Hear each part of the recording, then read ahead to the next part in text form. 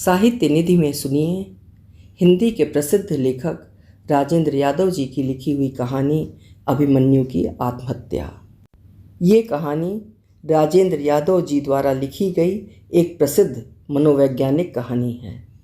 ये महाभारत के अभिमन्यु के चक्रव्यूह प्रसंग को आधुनिक जीवन की घुटन, परिस्थितियों के जाल और उससे निकलने की असमर्थता से जोड़ती है। कहानी का पात्र स्वयं की तुलना महाभारत के अभिमन्यु से करता है। जिस प्रकार अभिमन्यु माता के गर्भ में चक्रव्यूह में प्रवेश करना तो सीख गया था, लेकिन उससे बाहर निकलना नहीं जानता था, ठीक उसी प्रकार आधुनिक मनुष्य भी जीवन के इस जटिल चक्रव्यूह में फंसा हुआ है। ये कहानी शहरी अकेलापन, मानसिक तनाव और घुटन को दर्शाती है, जहाँ व्यक्ति परिस्थितियों के हाथों इतना मजबूर हो जाता है कि उसका जीना या मरना एक जैसा ही निरर्थक लगने लगता है। तो पेश है कहानी अभिमन्यु की आत्महत्या। तुम्हें पता है, आज मेरी वर्षगांठ है और आज मैं आत्महत्या करने गया था। मालूम है, आज मैं आत्महत्या करके लौटा हूँ। अब मेरे पास शायद कोई आत्म नहीं बचा जिसकी हत्या हो जाने का भय हो। चलो, भविष्य के लिए छुट्टी मिली। किसी ने कहा था कि उस जीवन देने वाले भगवान को कोई हक नहीं है कि हमें तरह तरह की मानसिक यातनाओं से गुजरता देख देख कर बैठा बैठा मुस्कुराए, हमारी मजबूरियों पर हंसे। मैं अपने आप से लड़ता रहूं, छटपटाता रहूं, जैसे पानी में पड़ी चींटी छटपटाती है, और किनारे पर खड़े शैतान बच्चे की तरह मेरी चेष्टाओं पर वो किलकारियाँ मारता रहे। नहीं नहीं, मैं उसे एक क्रूर आनंद नहीं दे पाऊंगा और उसका जीवन उसे लौटा दूंगा। मुझे इन निरर्थक परिस्थितियों के चक्रव्यूह में डालकर तू खिलवाड़ नहीं कर पाएगा कि हल तो मेरी मुट्ठी में बंद है ही। सही है कि माँ के पेट में ही मैंने सुन लिया था कि चक्रव्यूह तोड़ने का रास्ता क्या है, और निकलने का तरीका मैं नहीं जानता था। लेकिन निकलकर ही क्या होगा? किस शिव का धनुष मेरे बिना अनटूटा पड़ा है? किसी अपर्णा सती की वरमालाएं मेरे बिना सूख सूख कर बिखरी जा रही हैं? किस एवरेस्ट की चोटियां मेरे बिना अछूती बिलख रही हैं? जब तूने मुझे जीवन दिया है तो अहम भी दिया है, मैं हूँ का बोध भी दिया है, और मेरे उस मैं को हक है कि वो किसी भी चक्रव्यूह को तोड़कर घुसने और निकलने से इनकार कर दे, और इस तरह तेरे इस बर्बर मनोरंजन की शुरुआत ही ना होने दे। और इसीलिए मैं आत्महत्या करने गया था। सुना, किसी ने कहा था कि उस पर कभी विश्वास मत करो जो तुम्हें नहीं, तुम्हारी कला को प्यार करती है, तुम्हारे स्वर को प्यार करती है, तुम्हारी महानता और तुम्हारे धन को प्यार करती है, क्योंकि वो कहीं भी तुम्हें प्यार नहीं करती। तुम्हारे पास कुछ है जिससे उससे मोहब्बत है। तुम्हारे पास कला है, हृदय है, मुस्कुराहट है, स्वर है, महानता है, धन है, और उसी से उसे प्यार है, तुमसे नहीं। और जब तुम उसे वो सब नहीं दे पाओगे तो दीवाला निकले शराब खाने की तरह वो किसी दूसरे मैगदे की तलाश कर लेगी, और तुम्हें लगेगा कि तुम्हारा तिरस्कार हुआ। एक दिन यही सब बेचने वाला दूसरा दुकानदार उसे इसी बाजार में मिल जाएगा, और वो हर पुराने को नए से बदल लेगी, हर बुरे को अच्छे से बदल लेगी, और तुम चिलचिलाते सीमाहीन रेगिस्तान में अपने को अनाथ और असहाय बच्चे सा प्यासा और अकेला पाओगे। तुम्हारे सिर पर छाया का सुरमई बादल सरक कर आगे बढ़ गया होगा, और तब तुम्हें लगेगा कि बादल की उस श्यामल छाया ने तुम्हें ऐसी जगह ला छोड़ा है जहाँ से लौटने का रास्ता तुम्हें खुद नहीं मालूम, जहाँ तुम में ना आगे बढ़ने की हिम्मत है, ना पीछे लौटने की ताकत। तब यह छलावा और स्वप्न भंग खुद मंत्र टूटे सांप सा पलट कर तुम्हारी ही एड़ी में अपने दांत गड़ा देगा, और नस नस से लपकती हुई नीली लहरों के विष बुझे तीर तुम्हारी चेतना के रथ को छलनी कर डालेंगे, और तुम्हारे रथ के टूटे पहिए तुम्हारी ढाल का काम भी नहीं दे पाएंगे। कोई भीम तब तुम्हारी रक्षा को नहीं आएगा, क्योंकि इस चक्रव्यूह से निकलने का रास्ता तुम्हें किसी अर्जुन ने नहीं बताया। इसीलिए मुझे आत्महत्या कर लेनी पड़ी, और फिर मैं लौट आया। अपने लिए नहीं, परीक्षित के लिए, ताकि वो हर सांस से मेरी इस हत्या का बदला ले सके, हर तक्षक को यज्ञ की सुगंधित रोशनी तक खींच लाए। मुझे याद है, मैं बड़े ही स्थिर कदमों से बांद्रा पर उतरा था और टहलता हुआ सी रूट के स्टैंड पर आ खड़ा हुआ था। सागर के उस एकांत किनारे तक जाने लायक पैसे जेब में थे। पास ही मजदूरों का एक बड़ा सा परिवार धूलिया फुटपाथ पर लिटा था। धुआंते गड्ढे जैसे चूल्हे की रोशनी में एक धोती में लिपटी छाया पीला पीला मसाला पीस रही थी। चूल्हे पर कुछ खदक रहा था। पीछे की टूटी बाउंड्री से कोई झूमती गुनगुनाहट निकली और पुल के नीचे से रोशनी अंधेरे के चारखाने के फीते सी रेल सरकती हुई निकल गई। विले पार्ले स्टेशन पर मेरे पास कुछ 5 आने बचे थे। घोड़बंदर के पार जब 10 बजे वाली बस सीधी बैंड स्टैंड की तरफ दौड़ी तो मैंने अपने आप से कहा, व्हाट डू आई केयर, मैं किसी की चिंता नहीं करता। और जब बस अंतिम स्टेज पर आकर खड़ी हो गई तो मैं ढालू सड़क पार कर सागर तट के उबड़ खाबड़ पत्थरों पर उतर पड़ा। ईरानी रेस्तरां की आसमानी नियोन लाइटें किसी लाइट हाउस की दिशा देती पुकार जैसी लग रही थीं। नहीं, मुझे अब कोई पुकार नहीं सुननी। कोई और अप्रतिरोध पुकार रहा है जो इससे ज़्यादा ज़ोर से मुझे खींच रही है। दौड़ती बस में सागर की सीली सीली हवाओं में आती ये गंभीर पुकार कैसी फुरहरी पैदा करती थी। और मैं ऊंचे नीचे पत्थरों के ढोकों पर पांव रखता हुआ बिल्कुल लहरों के पास तक चला आया था। अंधेरे के काले काले बालों वाली आसमानी छाती के नीचे भिजा सागर सुबक सुबक कर रो रहा था। लंबी लंबी सांसें लेता लहर लहर में उमड़ा पड़ रहा था। रोशनी की आड़ में पत्थर के एक बड़े से टुकड़े के पीछे जाने के लिए मैं बढ़ा तो देखा कि वहाँ आपस में सटी 2 छायाएं पहले से बैठी हैं। इवनिंग इन पेरिस की खुशबू पर अनजाने ही मुस्कुराता मैं दूसरी ओर बढ़ाया। हाँ, यही जगह ठीक है, यहाँ से अब कोई नहीं दिखता। धम से बैठ गया। सामने ही सागर की वो सीमा थी जहाँ लहरों से अजगर घन पटक पटक कर फुफकार उठते थे और वो पहले फैनों की गोटे सागर की छाती पर यहाँ वहाँ अंधेरे में दमक उठती थी। पानी की बौछार की तरह छींटे शरीर को भिगो जाते थे और पास ही दरार वाली नाली में झागदार पानी उफर उठता था। सब कुछ कैसा निस्तब्ध था, कितना व्याकुल था। हाँ, यही तो जगह है जो आत्महत्या जैसे कामों के लिए ठीक मानी गई है। किसी को पता भी नहीं लगेगा। सागर की गरज में कौन सुनेगा कि क्या हुआ, और बड़े बड़े विज्ञापनों के नीचे एक पतली सी लाइन में निकली इस सूचना को कौन पढ़ेगा। इस विराट बम्बई में एक आदमी रहा न रहा। मैंने जरा झांक कर देखा। मच्छुओं के पास वाले गिरजे से लेकर ईरानी रेस्तरां के पास वाले मंडप तक सड़क सुनसान लेटी थी। बंगलों की खिड़कियां चमक रही थीं और सफ़ेद कपड़ों के एकाध धब्बे से कहीं कहीं आदमियों का आभास होता था। रात का आनंद लेने वालों को लिए टैक्सी इधर चली आ रही थी। असल में मैं आत्महत्या करने नहीं आया था। मैं तो चाहता था कोई मरघट जैसी शांत जगह जहाँ थोड़ी देर यूं ही चुपचाप बैठा जा सके। ये दिमाग में भरा शीशे सा भारी बोझ कुछ तो हल्का हो। ये सांस सांस में चुभती सुई की नोक सा दर्द कुछ तो थमे। लहरें सिर फटक फटक कर रो रही थीं और पानी करहा उठता था। घायल चीज सी हवा इस क्षितिज तक चीखती फिरती थी और आज सागर मंथन जोरों पर था। चारों ओर भीषण गरजते अंधेरे की घाटियों में दैत्य वाहिनी की सफ़े मार्च करती निकल जाती थी।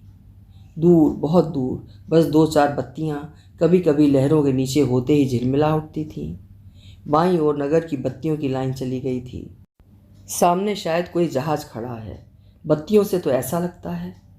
इस चिंगाड़ते एकांत में मान लो एक लहर जरा सी करवट बदल कर झपट पड़े तो किसे पता चलेगा कि कल यहाँ इस ढोंके की आड़ में कोई अपना बोझ सागर को सौंपने आया था। एक पिसा हुआ भुनगा। मगर आखिर मैं जीऊँ ही क्यों, किसके लिए? इस जिंदगी ने मुझे क्या दिया? वही अनथक संघर्ष, स्वप्न भंग, विश्वासघात और जलालत, सब मिलाकर आपस में गुत्थम गुत्था करते दोहरे तेहरे व्यक्तित्व। एक वो जो मैं बनना चाहता था, एक वो जो मुझे बनना पड़ता था।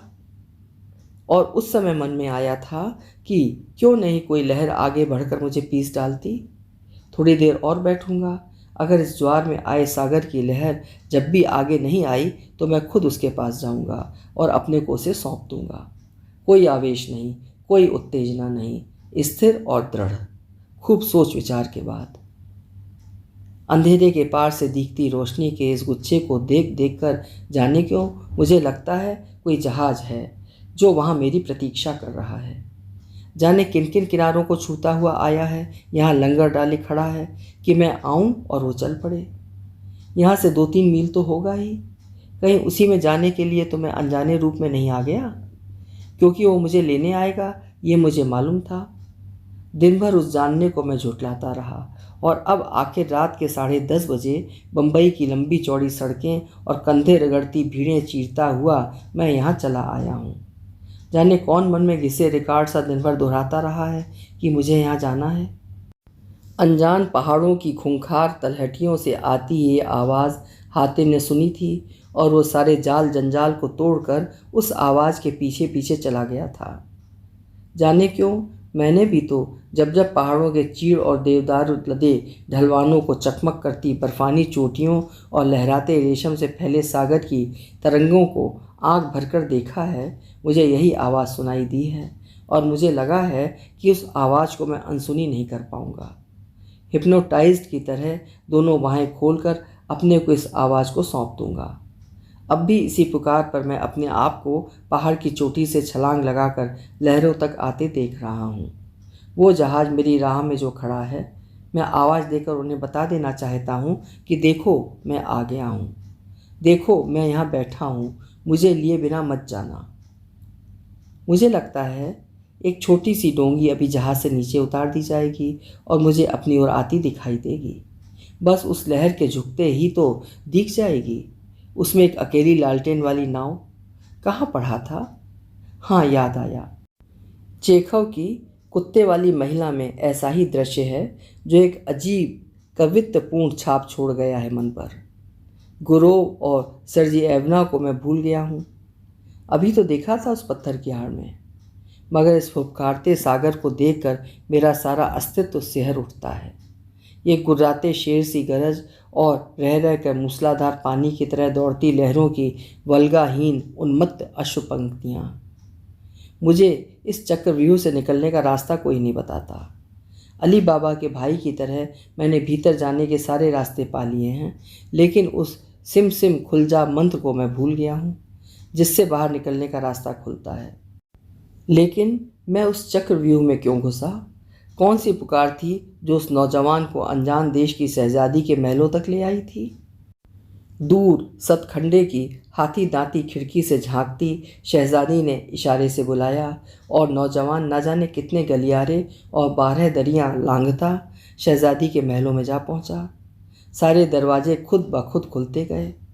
आगे झुके हुए ख्वाजा सराओं के बिछाए ईरानी कालीन और किवाड़ों के पीछे छिपी कनीज़ों के हाथ उसे हाथों हाथ लिए चले गए और नौजवान शहजादी के सामने था, ठगा और मंत्रमुग्ध। शहजादी ने उसे तोला, अपने जादू और सम्मोहन को देखा और मुस्कुरा पड़ी। नौजवान होश में आ गया, हकला कर बोला, हीरे बेचता हूँ जहाँ पनाह। हाँ, हमें हीरों का शौक़ है और हमने तुम्हारे हीरों की तारीफ़ सुनी है।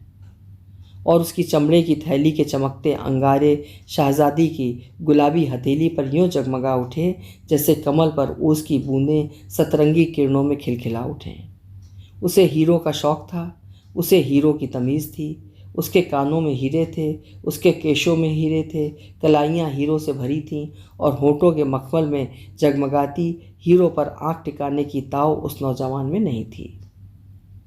कीमत? सवाल आया। कीमत? कीमत नहीं लोगे क्या? शहजादी के स्वर में परिहास मुखर हुआ। नौजवान सहसा संभल गया। क्यों नहीं लूँगा हुजूर, यही तो मेरी रोज़ी है। कीमत नहीं लूँगा तो बूढ़ी माँ और अब्बा को क्या खिलाऊँगा? लेकिन वो कहीं भीतर अटक गया था। उसकी पेशानी पर पसीना चुचुहा आया। कीमत क्या, बता दे, किसी ने दोहराया। आपसे कैसे अर्ज करूं कि इनकी कीमत क्या है? ज़रूरतमंदों और पारखियों के हिसाब से हर चीज़ की कीमत बदलती रही है। आपको इनका शौक़ है, आप ज़्यादा जानती हैं। फिर भी बदले में क्या चाहोगे? शहजादी ने फिर पारखी निगाहों से हीरों को तौला। उसकी आवाज़ दबी थी। लगते तो काफ़ी कीमती हैं। हुजूर जो मुनासिब समझें। खुदारा, मैं सचमुच नहीं जानता कि इनकी कीमत आपसे क्या मांग लूँ। आप 1 दीनार देंगी, मुझे मंजूर है। नौजवान कृतार्थ हो आया। फिर भी आखिर अपनी मेहनत का तो कुछ चाहोगे ही ना? शहजादी की आंखों के हीरे चमकने लगे थे और उनमें प्रशंसा झूम आई थी। हीरो को सामने रखकर शहजादी इनकी मेहनत की कहानी सुनना पसंद करेंगी? इस बार नौजवान की वाणी में आत्मविश्वास था और उसने गर्दन उठा ली थी। होठों पर मुस्कुराहट रेंग आई थी। तुम लोग ये सब लाते कहाँ से हो? कोहकाफ से। कोहकाफ सुनकर ताज्जुब से खुले शहजादी के मुंह की ओर नौजवान ने देखा और बाहों की मछलियों को हाथों से टटोलते हुए बोला, तो सुनिए, मेढ़ों और बकरों का एक बड़ा सा झुंड लेकर मैं पहाड़ की सबसे ऊंची चोटी पर जा पहुंचा। वहां उनको मैंने ज़िबह कर डाला और उनके गोश्त को अपने बदन पर चारों तरफ इस तरह बांध लिया कि मैं खुद भी गोश्त की एक भारी लोथ लगने लगा था। उसी गजालत और बदबू में मुझे वहाँ कई दिन बारिश और धूप सहते लेटे रहना पड़ा। तब फिर आंधी की तरह वो उकाब आया जिसका मुझे इंतज़ार था। चारों ओर एक जलजले का आलम बर्पा हो गया था। उसने झपट कर मुझे अपने पंजों में दबोचा और बच्चों को खिलाने के लिए ले चला घोंसले की तरफ। बीच आसमान में लटकता मैं चला जा रहा था। आखिर में मैंने अपने आप को बहुत ही वसी खुली घाटी में पाया। यही कोहकाफ था। यहाँ एक चोटी पर मादा उकाब अपने बच्चों को दुलरा रही थी। जैसे ही मैंने ज़मीन छुई, छुरी की मदद से अपने को फ़ौरन ही उस सड़े गोश्त से अलग कर लिया और चुपचाप एक चट्टान की आड़ में हो गया। चारों ओर देखा तो मेरी आंखें खुशी से दमकने लगी। वो घाटी सचमुच हीरों की थी। कितने भरूं और कितने छोड़ूं? मैं सब कुछ भूल कर दोनों हाथों से अपनी झोली भरने लगा। लेकिन ये देखकर मेरी सांस ऊपर की ऊपर और नीचे की नीचे रह गई कि चारों तरफ उस घाटी में भयानक अजदहे लहरा रहे थे। उकाब के डर से उस चोटी के पास नहीं आते थे, लेकिन जैसे उस चोटी की रखवाली कर रहे हों। उनकी फुंकारों से सारी घाटी गूंज रही थी। जलती लपटों सी जीभें देख देख कर तो मेरे सारे होश फना हो गए। अब कैसे लौटूं? आखिर मैंने मौत की परवाह न करके फिर उसी उकाब के साथ वापस आने की सोची और फिर उसके पंजे से जा चिपका। बीच में पकड़ छूट गई, क्योंकि 2 दिन लगातार लटके उड़ते रहने के कारण मेरे हाथों ने जवाब दे दिया था। छूट कर जो गिरा तो सीधा समुंदर में जा पड़ा। खैर, किसी तरह एक बहता हुआ तखत हाथ लगा और उसी के सहारे आपके इस खूबसूरत मुल्क में आ लगा। नौजवान की आवाज़ में चुनौती और आत्मविश्वास दोनों थे। ये मेरी मेहनत की कहानी है शहजादी। शहजादी ने उस जाबाज नौजवान को प्रशंसा की निगाहों से देखा। आफरी, सचमुच आदमी तुम हिम्मत वाले हो। फिर जाने क्या सोचती सी अनमनी अपलक आंखों से उसे देखती रही और दूर कहीं हीरे की घाटियों में खो गई। वो भूल गई कि उसके होठों की वो मुस्कुराहट अभी तक अनसिमटी पड़ी है। वही कहीं दूर से बोली, यूँ चारों तरफ से गजालत से लिपटे पंजों में बेधे अनजानी खूंखार अंधेरी घाटियों में उतरते चले जाने में कैसा लगा होगा तुम्हें? और फिर जब तुमने भुट्टों सी जलती अजदों की आंखें देखी होंगी। फिर उसे होश आ गया। स्नेह से बोली, अच्छा कीमत बोल दो अब, और देखो हमें इसी घाटी के हीरे और चाहिए। आपने इन्हें परखा, मेरी मेहनत को देखा, बस आपकी हमदर्द मुस्कुराहट ही इसकी कीमत थी और वो मुझे मिल गई। हिम्मत करके वो बोला, और पारखी की ये हमदर्द मुस्कुराहट मुझे मिलती रहे, मैं फिर गजालत और गंदगी में लिपटूंगा और खौफनाक गारों और घाटियों में उतरूंगा और फिर भयानक अजगरों और अजदहों के माथों से कीमती मणि और हीरे चुन चुन कर लाऊंगा। और तब अपनी बातचीत में ही तोड़कर मलिका शहरजाद ने सुल्तान शहरयार से पूछा, इसके बाद जानते हैं साहिब कुरान कि क्या हुआ? फिर गहरी सांस लेकर खुद ही बोली, मेरे आका, इसके बाद बात खत्म होने से पहले ही वे सारे हीरे उस नौजवान के मुंह पर आ पड़े थे और शहजादी की ख्वाबगाह के किवाड़ फाटक से इस तरह बंद हो गए कि नौजवान का माथा उस आबनूसी लकड़ी से जा बजा और किवाड़ों पर नक्श लकड़ी के खूबसूरत फूल उसकी आंखों के आगे फिरकनी की तरह नाच उठे। लेकिन हीरों की शौकीन शहजादी के हाथों से आज कितना कीमती हीरा निकल गया था, इसे वो आज नहीं जान पाई। हीरे उसे और भी मिलेंगे, लेकिन शायद कोहकाफ के अजदहों वाली घाटी का हीरा उसे न मिले। वो धीरे से दर्द से हंसा। शहजादी को कोई ऐसा हीरा मंजूर नहीं है जिसकी कीमत वो अशरफियों में न चुका सके, और उसे तब अपनी गलती महसूस हुई। उसने शहजादी से सीधे ही बात करने की ज़रूरत की थी, और इसे उसकी ज़ुबान में गुस्ताखी कहते हैं। वो भूल गया था कि उनके बीच में हीरा था और शहजादी को शौक़ था, लेकिन उस नौजवान की रोजी थी। शहजादी को तो हीरों से सरोकार था। वो कहाँ से आता है, कौन लाता है, इन सब फिजूलियात से उसे क्या मतलब। लेकिन वो अपने आप से बोला, यही हीरा तो है जो मुझे शहजादी के महलों के भीतर उसकी ख्वाबगाह तक ले आया है। लेकिन खैर, हीरा पास रहा तो मैं और भी ऊंचे महलों में जाऊंगा। मगर शहजादी की मुस्कुराहट में जादू है। लेकिन जब उसने घूम कर देखा तो लगा कि जाने किन अनजानी भूल भुलैया में वो खड़ा है। अब कोई कनीज़ उसे रास्ता नहीं दिखाती थी। अब कोई ख्वाजा सरा उसके लिए कालीन नहीं बिछाता था। अब कोई दरवाज़ा उसके लिए अपने आप नहीं खुलता था। गलियारों और 12 दरियों के पास अब कोई मुस्कुराती आवाज़ उसे नहीं खींचती थी। और उसने पाया कि जादुई गुफा का खुल जा सिमसिम का मंत्र उसे बिल्कुल याद नहीं आ रहा। वो हिंदी के जादूगर के बनाए उस काठ के घोड़े पर बैठकर बादलों में उड़ने तो लगा था, लेकिन नीचे उतारने की कला उसे नहीं मालूम थी। माँ सुभद्रा, तुम चक्रव्यूह की बात सुनते सुनते सो क्यों गई थीं? जहाज अभी भी मेरी राह देख रहा था और बत्तियां अभी आंखें झपका झपका कर मुझे बुला रही थीं। मरोड़े खाते हुए झाग उगलती लहरों की अप्रतिरोध्य पुरकार अभी भी मेरी बाँह पकड़कर खींच रही थी, और उनकी मणियाँ अब भी कठोर पत्थरों पर बिखर बिखर जाती थीं। हाँ, सुभद्रा तो मेरे एक दोस्त की पत्नी का नाम है ना, कैलाश की पत्नी का।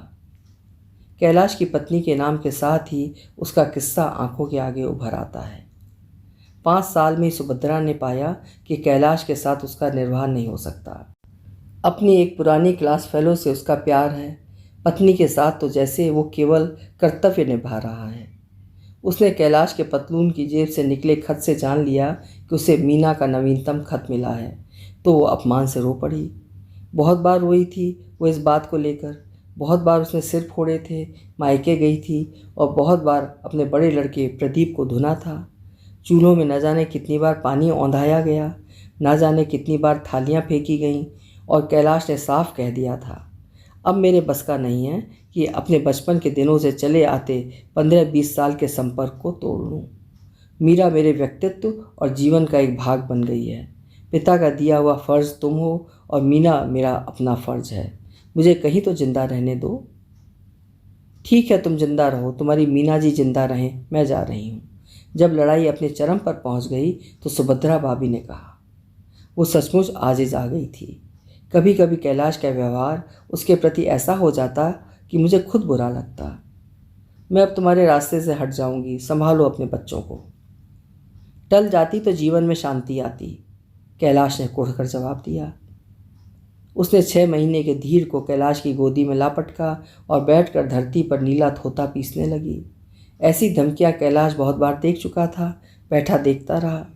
औटते दूध में नीला थोता डाला गया, मगर वो मनहूस और बुझा बैठा देखता रहा। सुभद्रा भीतर चली गई तो उसने सुनाया, तुम्हें कसम है अपने घर वालों की जो उसे पी ही न लो, या लाकर मुझे दे दो, मैं पी जाऊंगा।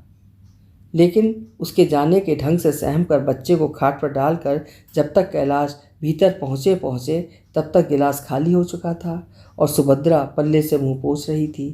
तब कैलाश झटके से जैसे सचेत हुआ। झपट कर उसने सुभद्रा को बाहों में भर लिया। सुभद्रा, सुभद्रा, बताओ तुमने सचमुच वो दूध पी लिया? फिर उसने गिलास के तले में चिपका नीला थोता देखा। सुभद्रा हाँफती हुई झूम रही थी। वो बौखलाया सा भागा भागा मेरे पास आया। चलो चलो, अभी इमरजेंसी चलना है। सुभद्रा ने जहर पी लिया है, नीले थोते में मिलाकर जाने क्या पी लिया है, और अब हिलती डुलती भी नहीं है। कैलाश पागल हो गया था। मैं वहाँ पहुँचा तो सुभद्रा के होठों के कोनों से नीला नीला पानी जैसा टपक रहा था। आंखें शरबतियों की तरह बोझ से बंद थीं। गोदी में भरकर हमने उसे तांगे में रखा। झटक झटक कर जगाए रखने की कोशिश करते रहे। पहले उठा उठा कर आंखें खोलते रहे, लेकिन वो होश में नहीं थी। प्रदीप माँ से चिपक कर रो पड़ा। उफ, सुभद्रा ने क्या कर डाला। इमरजेंसी वार्ड में मुंह में नली डाल डाल कर उसे कह कराई गई। सोने न देने की पूरी कोशिश की गई, और जब विश्वास हो गया कि सारा जहर निकल गया तो नाक में नालियां डालकर ऑक्सीजन दिया जाने लगा। तभी उन्हें होश आया। पलकें उठीं। प्रदीप तो पास ही खड़ा था। बगल में पड़े अपने बेजान हाथ से उन्होंने प्रदीप का छोटा सा हाथ महसूस किया, उसे दबाया, पहचाना। तब सहसा उन्होंने तड़प कर नलियाँ निकाल कर फेंक दी और ज़ोर से रो पड़ी। डॉक्टर साहब, मुझे बचा लो, मेरे बच्चे बहुत छोटे छोटे हैं, उन्हें कौन देखेगा, कौन कपड़े पहनाएगा, सुलाएगा कौन उन्हें। मुझे मेरे बच्चों के लिए बचा लो डॉक्टर साहब। मैं भीख मांगूंगी, आटा पीसूंगी, लेकिन इन बच्चों के लिए जीऊंगी। मेरी आंखों में आंसू आ गए थे। दूर जहाज़ों की झिलमिलाती बत्तियों में सुभद्रा भाभी का चेहरा उभर आया था। मुझे मेरे बच्चों के लिए बचा लो डॉक्टर साहब। मैं भीख मांगूंगी, मैं आटा पीसूंगी और इन बच्चों के लिए जीऊंगी। सुभद्रा भाभी माँ थी। वो कैलाश के लिए जहर खाकर मर सकी थी, लेकिन बच्चों के लिए मौत के चंगुल से छूटकर भी आ सकती थी। मैंने तो अपने बच्चों को 9 महीने नहीं, 9 वर्ष दिमाग में रखा है। ना जाने कितना खून और नींद देकर पाला है, और उन्हें छोड़कर यहाँ चला आता हूँ मरने। यहाँ जहाँ की हर प्रतिध्वनि कहती है, मुझे मेरे बच्चों के लिए बचा लो डॉक्टर। और मैं झटके से उठ बैठा, ठीक जैसे सुभद्रा भाभी उठी थी। हाथ के कंकड़ को जोर से घुमाकर लहरों पर फेंक दिया और दूर प्रतीक्षा करते जहाज की और गुर्राती लहरों से बोला, नहीं दोस्त सागर, अभी नहीं, अभी नहीं अंधेरे की गरजती लहरों। भाई जहाज, फिर कभी आना, आज तो मैं लौट रहा हूँ। तब मैंने देखा कि लहरों की फुहार में मेरे कपड़े सराबोर हो गए थे। फिर मैं लौट आया, ऊबड़ खाबड़ पत्थरों के ढोंकों पर कदम रखता हुआ, खंदकों को पार करता हुआ, जैसे शिव लौट आए थे सती की लाश को कंधे पर लाद कर। वो मेरी अपनी लाश थी। सुना, आज अपनी वर्षगांठ पर मैं आत्महत्या करके लौटा हूँ।